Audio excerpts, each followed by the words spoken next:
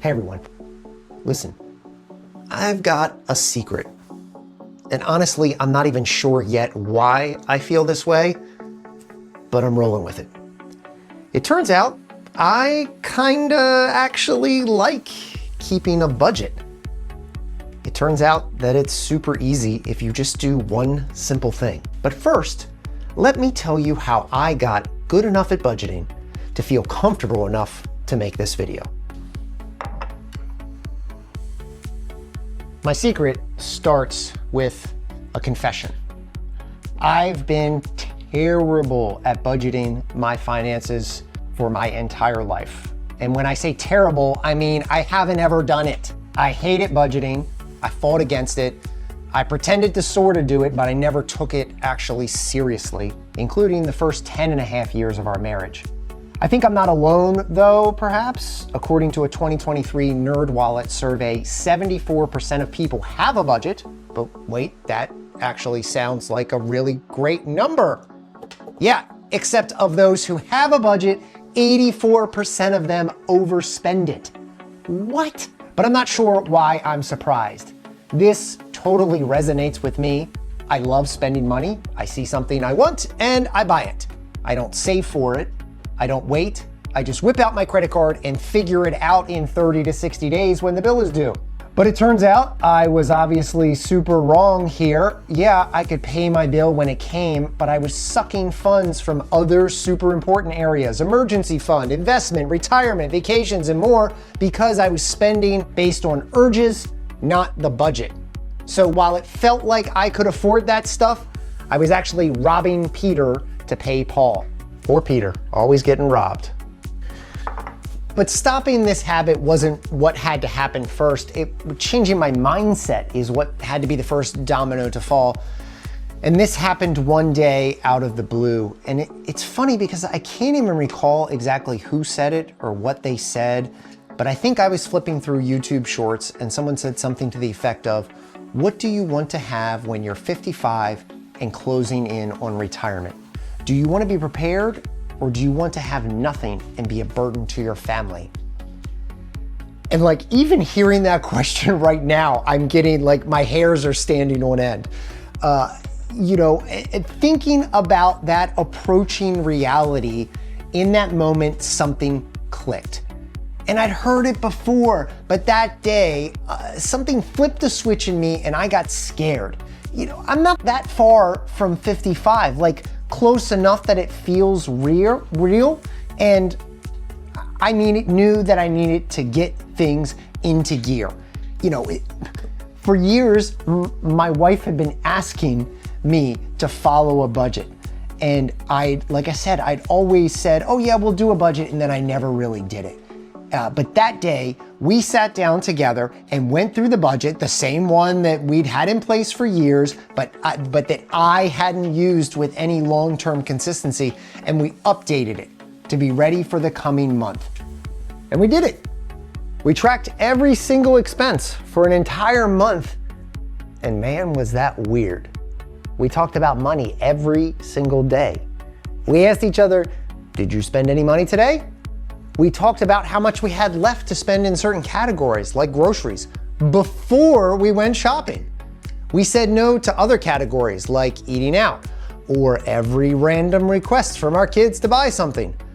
I suddenly felt like a responsible adult, and recording transactions daily was now fun? What was happening? What was happening is that I was breaking the habit of just spending when I wanted to. I was now being held accountable every day for when I took out my wallet, or even easier, just tapped to pay. And what made it work, and I think this is absolutely critical, is that my wife and I were on the same page with money, finally. This is an essential point if you have a significant other. The two of you have to be in this together to make it work. It's estimated that 20 to 40% of all divorces are because of finances. So total honesty is really essential and important. You can't have sneaky spending when you have a budget to keep. That extra slush fund money you may have should be going towards something that it can accomplish your big goal. And our big goal is financial freedom. Once you reach that goal, then really, okay, fine, you can do whatever you want. But getting there is what's hard, and it means there is work to be done now. All right, let's make this a little bit more fun to talk about. I recently found a metaphor while doing some budgeting research, and I really like it. I think it's very practical. Budgeting is like baking cookies. If you follow the recipe and measure everything correctly, you'll get something awesome in the end. So if you stick to your budget and you account for your spending wisely, you will be on the path towards financial freedom.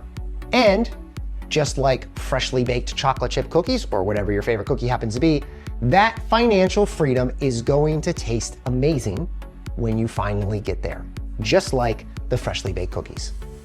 So how about we get to the good part and bake some cookies together? I've got a couple of trusty helpers here with me, my two oldest daughters. And just like you may need a helper in this financial journey also. That may be a significant other, that may be someone close to you that you trust, anyone that can help you in the journey that you're gonna be taking. So now I wanna talk about what our household budgeting plan looks like to help you better understand how you can apply some of these lessons. The first thing that my wife and I did together was to sit down and do a simple pass through all our expenses and their amounts. We talked about how we pay for things. That's either via credit card, cash, or direct from our bank account. And we talked about when our bills are due each month. I think understanding that flow of in and out is really important, when your money comes in from getting paid and when in the month it goes out, especially for recurring expenses that you have. It's good to know when those things happen. We also talked about how we could spend less money and be more frugal. And that led us into a discussion on spending habits. And we came up with 3 areas that we could spend less money in. It was groceries, dining out, and clothing.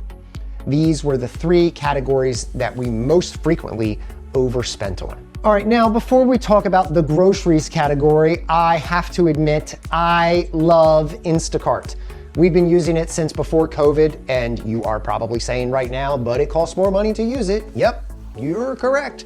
There's an annual fee, there's tips, and the items generally cost a bit more than they do in store. So while we are continually evaluating our budget every month, we have started using Instacart a lot less, and we're just running to the store to grab a couple things when we need them. And time will tell ultimately if we keep Instacart. But for now, instead of making a big Instacart order every time we're missing just some essential items, which is what tends to happen, we started only buying the missing items by doing the thing that I really hate, and that's actually going to the grocery store. But now we're wasting less food because we're using up what we have before buying more, and I admit it works. One of our biggest categories for spending was dining out. Our family of 5 would easily spend more than $100 to eat at even a moderately priced restaurant. So we just cold turkey quit and started saying no to eating out. And it was hard at first. But now, after some practice, a few months of doing it, we really only go out for special occasions, often with friends or family, and we save hundreds of dollars a month. Eating in is far less expensive, and it's generally healthier. We also used to frequently spend a few $100s a month on clothing, especially with 3 growing kids, but we've since started buying clothes from secondhand stores for the kids, and we're able to consistently underspend on our clothing budget. At this age, the kids grow out of shoes and clothing so fast that this makes a whole lot of sense, and so much of the clothing at the store is either actually brand new with the tag still on it or essentially like new. And so for us, it's a win-win. The kids love it because they get new clothes, and we get like $200 in shoes and clothing for something like $50. We cut other budget fat too. We saved $100 a month on our cell phones by switching from Verizon to Visible, which is also owned by Verizon, so we still have the same network. That was an easy one. We also got rid of a lot of streaming subscriptions. We only have a couple now. I mean, do you really need Netflix, Max, Peacock, YouTube TV, Disney, Hulu, and Paramount? Not to mention the other like 75 services there are. Look me in the eye and tell me you do. So once we stemmed the immediate spending bleeding, we were finally able to get down to the long-term planning of talking about our financial goals. And this led us down the necessary to jump into rabbit hole of talking about 4 big financial categories: emergency funds, investing for retirement, debt paydown, and financial freedom. I have a whole other video coming about how we invest and are saving for the future. So today, let's take a 30,000-foot view of it. So we broke down our big goal, financial freedom, into 3 categories that serve the big goal. That big goal, the financial freedom, means that we won't need to work for money anymore when we achieve it. The money will be working for us, and we can do what we want, when we want to, and in the way that we want to, because we have buckled down now. Now, our emergency fund traditionally has always just been credit card funded, but now for the first time, we have started to put aside cash to grow it. But we started it out by just getting it launched with $2,500. That's generally enough to cover a good amount of unexpected expenses, a random household repair, maybe an insurance deductible. And so our next step is to get to a full month's expenses, then 3 months, and then finally 6. Next, we looked at investing for retirement. We tied investing and retirement together because the goal of investing and saving for retirement both serve our financial freedom goals in very similar ways and through very similar methods.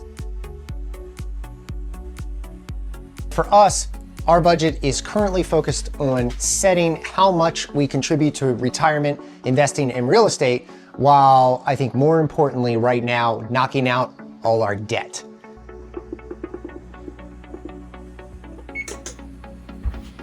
That's the big picture overview. Let's now talk about the hands-on, actual process of building the budget. There are tons of tools and budgeting apps out there. Obviously, some are free, some are paid, but I am a simple man and I like a good spreadsheet. I've got it in Google Sheets and I've got a link to it below for you to access, save, and make it your own. Now, I originally got this from a user on Reddit who published it for free use. It even has a bunch of forward-looking tabs that I've never really used, but feel free to play with those. Now, let's see how this budget bakes.